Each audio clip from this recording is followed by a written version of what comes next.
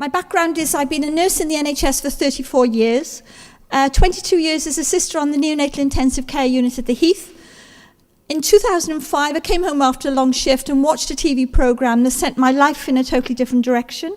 That programme was called Panorama, and it focused on a hospital in the middle of Chad where the hospital was losing at least one woman every single day from complications of pregnancy and childbirth, plus babies. So I contacted the BBC, and this organisation arose out of that. Lots of other people did as well. But what I want to do is to give you an overview of the situation worldwide for women who are pregnant, particularly in the developing world, and how lucky we are here. Afghanistan used to be the most dangerous place on earth to be pregnant, with a lifetime risk of 1 in 8. In this country, the lifetime risk of dying in pregnancy and childbirth is 1 in 8,200.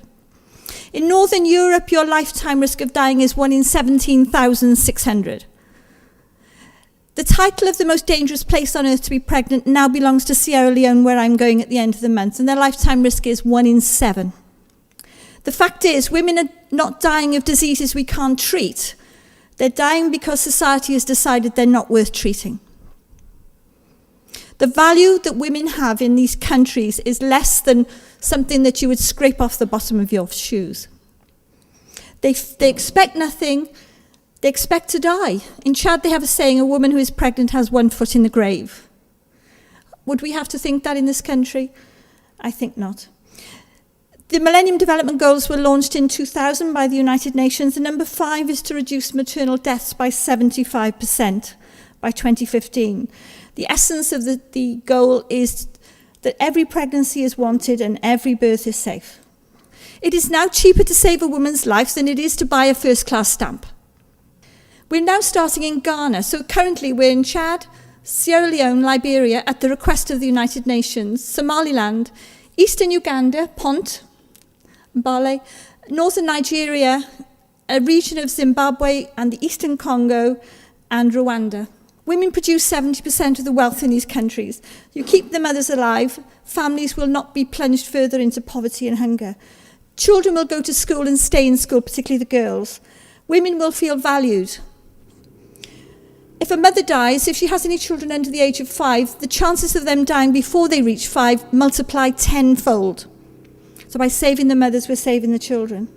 Just over a year ago, I was invited to go to the Eastern Congo by a group here in Cardiff, and I have to say I chickened out. That was a bridge too far, really. I wish now I'd gone, but the hospital there, you can see the statistics. In 2009, they were losing 28% of the women who were going in to have their babies and 12% of the babies. 2010, again, 26% and 11% of babies. In January of last year, we sent out the first shipment of misoprostol. And in 9 months, the maternal mortality rate dropped in that hospital to 6%, and the babies dying dropped to 2%. To lose women at the rate of 550,000 a year costs the world $15 billion in lost productivity, looking after orphans. To put in place initiatives such as ours would cost just 5. So in a world where the dollar rules, if we don't do this on humanitarian grounds, we've got to do it on economic grounds and keep these mothers alive. There are 2 conditions we place. One is the women are not asked to pay for them, and the second one is for the charity we want anonymity. We don't want them to know that a charity in the UK is responsible for saving their lives. We want them to think their government in their country values them enough that they will provide the medicines free of charge. I don't care. The government can take the credit.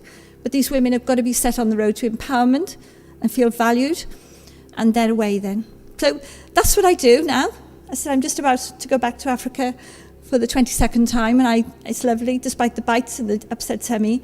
And as I said, my leaflets are over there if you want to just contact me, or and I will happily forward this PowerPoint to you if anybody would like it. Okay, thank you.